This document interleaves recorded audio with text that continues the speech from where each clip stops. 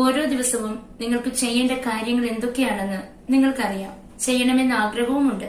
പക്ഷെ ഫോൺ എടുത്ത് 5 മിനിറ്റ് എന്ന് കരുതി നോക്കുമ്പോൾ 1 മണിക്കൂർ കഴിഞ്ഞിരിക്കും. ചെയ്യാനുള്ളവ ചെയ്തു തീർത്തിട്ടുണ്ടാവില്ല. പിന്നെ ഒരു ഗിൽറ്റി ഫീലിംഗ് ആണ്. സ്വയം ലേസി എന്ന് വിളിക്കും. പക്ഷെ നിങ്ങൾ ശരിക്കും ലേസിയാണോ? അതോ നിങ്ങളുടെ ബ്രെയിൻ നിങ്ങളെ മറ്റൊരു തരത്തിൽ നിയന്ത്രിക്കുകയാണോ? അതെ, യാഥാർത്ഥ്യം അതാണ്. നിങ്ങൾ ലേസി അല്ല. നിങ്ങളുടെ ബ്രെയിൻ ആണ് നിങ്ങളെ തടയുന്നത്. അതുകൊണ്ട് ബ്രെയിനെ ഒരു പ്രത്യേക രീതിയിൽ ട്രെയിൻ ചെയ്തെടുത്താൽ നിങ്ങൾക്ക് തീർച്ചയായും എല്ലാ കാര്യങ്ങളും കൃത്യമായി 1 മടിയും കൂടാതെ ചെയ്തു തീർക്കാൻ കഴിയും. നമസ്കാരം, പുതിയ വീഡിയോയിലേക്ക് സ്വാഗതം. എന്തുകൊണ്ടാണ് ചെയ്യേണ്ട കാര്യം അറിഞ്ഞിട്ടും നമ്മളത് ചെയ്യാതെ പോകുന്നത്? അതാണ് ഇന്നത്തെ നമ്മുടെ വീഡിയോയുടെ ടോപ്പിക്. ആദ്യം ഒരു കാര്യം മനസ്സിലാക്കണം. ലേസി എന്നത് പലപ്പോഴും ഒരു എക്സ്പ്ലനേഷൻ അല്ല, അതൊരു ലേബലാണ്.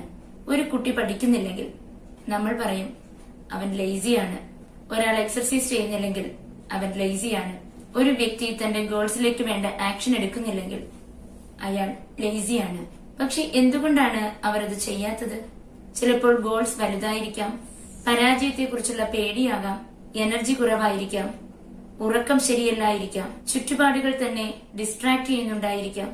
അതുകൊണ്ട് ഇന്നു മുതൽ ആരെയെങ്കിലും അല്ലെങ്കിൽ നിങ്ങൾ സ്വയമോ ലേസി എന്ന് പറയുന്നതിനു പകരം എന്താണ് അതിനു പിന്നിലെ കാരണം എന്ന് അന്വേഷിക്കും. നമ്മുടെ ബ്രെയിൻ എപ്പോഴും എളുപ്പമുള്ള കാര്യങ്ങളാണ് ചെയ്യാൻ ആഗ്രഹിക്കുന്നത്. ഫോണിലൊരു നോട്ടിഫിക്കേഷൻ വന്നാൽ അതെടുത്തു നോക്കും. അത് കഴിഞ്ഞ് പതുക്കെ സോഷ്യൽ മീഡിയയിലേക്ക് പോകും. ഒരു വീഡിയോ അല്ലെങ്കിൽ ഒരു റീൽ, അത് കഴിഞ്ഞ് മറ്റൊന്ന്, അങ്ങനെ അങ്ങനെ സമയം പോകും. അവസാനം നിങ്ങൾ സ്വയം പറയും എനിക്ക് സെൽഫ് കൺട്രോൾ ഇല്ല. പക്ഷെ അവിടെ നമ്മുടെ ബ്രെയിൻ എന്താണ് ചെയ്യുന്നത്? അത് ഈസി റിവാർഡ് തേടുകയാണ്. ഒരു ബുക്ക് തുറക്കുന്നതിനേക്കാൾ എളുപ്പമാണ് ഒരു റീൽ കാണുക. ഒരു ക്ലിക്ക്, ഒരു വീഡിയോ, ഒരു നോട്ടിഫിക്കേഷൻ, ഒരു ഇൻസ്റ്റന്റ് എന്റർടൈൻമെന്റ്. അങ്ങനെ സ്ഥിരമായിട്ട് ചെയ്യുകയാണെങ്കിൽ നമ്മുടെ ബ്രെയിന്റെ ഹാബിറ്റും അതായി മാറും. അങ്ങനെ ഈസി തിങ്സ് റിപ്പീറ്റ് ആയി ചെയ്യുന്ന ബ്രെയിന് ബുക്ക് തുറക്കുക, പഠിക്കുക, പ്രൊജക്ട് പൂർത്തിയാക്കുക, ബിസിനസ് കാര്യങ്ങൾ ആലോചിച്ച് ഇംപ്ലിമെന്റ് ചെയ്യുക, ഇങ്ങനെയുള്ള കാര്യങ്ങൾ ഡിഫിക്കൽട്ടായി തോന്നാം. ഇവിടെ സ്വന്തം ബ്രെയിനെ ഒരു ശത്രുവായി കാണേണ്ടതില്ല. അതിനെ മറ്റൊരു രീതിയിൽ ട്രെയിൻ ചെയ്തെടുക്കണം.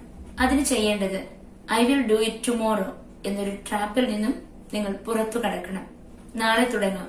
ഈ ഒരു സെന്റൻസ് എത്ര സ്വപ്നങ്ങളായിരിക്കാം നശിപ്പിച്ചിട്ടുണ്ടാവുക. മൺഡേ മുതൽ എക്സർസൈസ്, നാളെ മുതൽ പഠിക്കും, പുതിയ വർഷം മുതൽ പുതിയ രീതിയിലെ ജീവിതം. പക്ഷേ നാളെ ഒരിക്കലും ഇന്നാകുന്നില്ല. കാരണം നമ്മുടെ മൈൻഡിന് ഫ്യൂച്ചർ വേർഷൻ വളരെ കംഫർട്ടബിൾ ആണ്. അതുകൊണ്ട് നിങ്ങൾ ചെയ്യേണ്ട കാര്യങ്ങൾ ഒരു 5 മിനിറ്റ് നേരത്തേക്ക് തുടങ്ങും. അത് പിന്നീട് പൂർത്തിയാക്കാനുള്ള ഒരു എനർജിയിലേക്ക് നീങ്ങും. അതുപോലെ തന്നെ ഓരോ വലിയ ഗോളിനെയും ചെറിയ പാർട്ടുകളായി കാണുക. ഒരു ചാപ്റ്റർ പൂർണ്ണമായി പഠിക്കണം എന്ന ഗോളിനെ ഒരു പേജായി പഠിച്ചു തീർക്കാൻ ശ്രമിക്കുക. ഒരു വലിയ കമ്പനി ഉണ്ടാക്കണം എന്ന് ചിന്തിക്കുന്നതിന് പകരം ഫസ്റ്റ് കസ്റ്റമർ, ഫസ്റ്റ് പ്രോഡക്റ്റ്, അങ്ങനെ ഫസ്റ്റ് സ്റ്റെപ്പ് തുടങ്ങുക. ഒരു ദിവസം കൊണ്ട് മുഴുവൻ ജീവിതവും മാറ്റേണ്ടതില്ല. ഒരു ഹാബിറ്റ് മാറ്റിയാൽ മതി, ഒരു ഡിസിഷൻ മാറ്റിയാൽ മതി. നിങ്ങളുടെ പ്രോഗ്രസ് സ്ഥിരമാകണമെങ്കിൽ എല്ലായ്പ്പോഴും നിങ്ങളുടെ നല്ലതിനു വേണ്ടി മാത്രം പ്രവർത്തിക്കുന്ന ഒരു സിസ്റ്റം നിങ്ങളിൽ ഇംപ്ലിമെന്റ് ചെയ്യണം. ഇത് സ്ഥിരമായി ചെയ്യുകയാണെങ്കിൽ നിങ്ങളുടെ ബ്രെയിൻ ഒരു മെസ്സേജ് കിട്ടും, ഐ ക്യാൻ ട്രസ്റ്റ് മൈസെൽഫ്. അതാണ് വലിയ മാറ്റത്തിന്റെ തുടക്കം. ഓരോ ദിവസവും ചെയ്യേണ്ട കാര്യങ്ങൾ പിന്നത്തേക്ക് മാറ്റിവെച്ചു പോവുകയാണെങ്കിൽ നമ്മൾ വീണ്ടും വീണ്ടും നമ്മോട് തന്നെ ചെയ്യുന്ന വലിയ മിസ്റ്റേക്ക് ആണ്.